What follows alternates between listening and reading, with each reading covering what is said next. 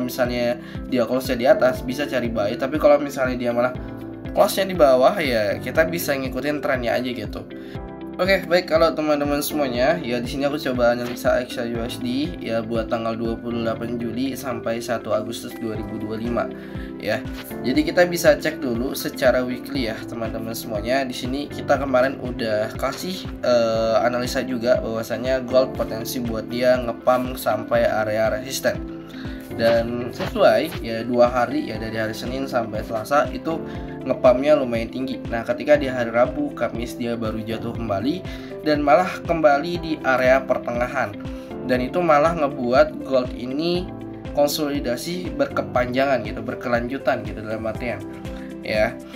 Tetap di sini batas maksimalnya dia zona bawah ini, area ini bisa tandain zona pertengahan. Ketika dia memang close-nya di atas atau di bawah ya potensi buatnya dia bakal ngejar area antara resisten ataupun area support gitu. Nah kita langsung aja buka secara daily ya teman-teman semuanya. Nah di daily kemarin kita juga udah kasih tahu ya, dalam artian ketika dia memang udah break ya, di sini udah break dan sesuai kita dapat kisaran 2%-an ya, atau ya kisaran 900 pip ya. Dan itu kalau teman-teman ada yang ikut ya pasti dapat harusnya. Oke, kemana bang saat ini untuk gold ya? Untuk gold saat ini masih konsolidasi berkepanjangan ya teman-teman semuanya. Kalau kita lihat di sini dia belum mampu break area manapun ya, dia masih bermain di range-nya dia. Jadi solusinya gimana bang? Solusinya teman-teman bisa intraday ataupun scalping ketika udah sampai di area SNR ataupun RBS gitu.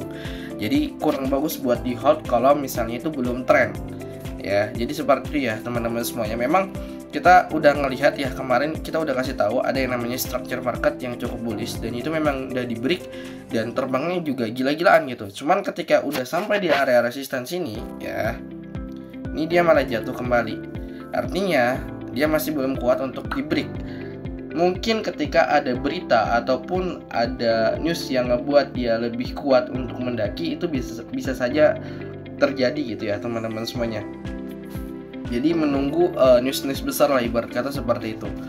Oke, dan untuk saat ini untuk gold ya, kalau misalnya dia memang mau jatuh lagi kembali ya, kita bisa pantau di range-nya dia di sini, area support untuk kita cari buy ya. Untuk kita lihat konfirmasi buy kalau memangnya ada ya. Kalau ada konfirmasi buy, kalau nggak ada ya wes kita WNS aja gitu. Dan untuk saat ini masih posisinya masih berada di tengah ya teman-teman semuanya.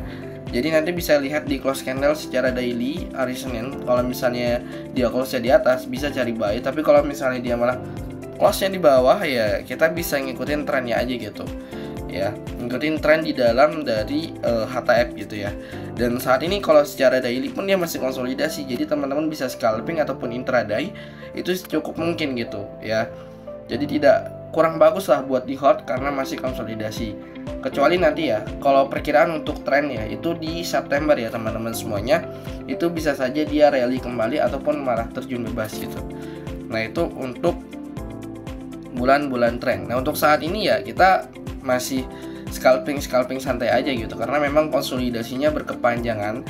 Andai kan kemarin memang di break ya, jadi kita memang persiapan buat fullback entry. Tapi kalau misalnya nggak ada ya udah kita ngikutin sebuah trend aja gitu ya. Dan ya nanti teman-teman bisa tandain 3241 sama 3334 dan area resisten 3450-an, pantau di area situ ya. Oke, itu aja teman-teman semuanya, tidak terlalu panjang karena memang konsolidasinya cukup lumayan panjang ya. Ini udah 3 bulanan ya. Itu aja, jangan lupa masuk ke Telegram. Sampai berjumpa di next video.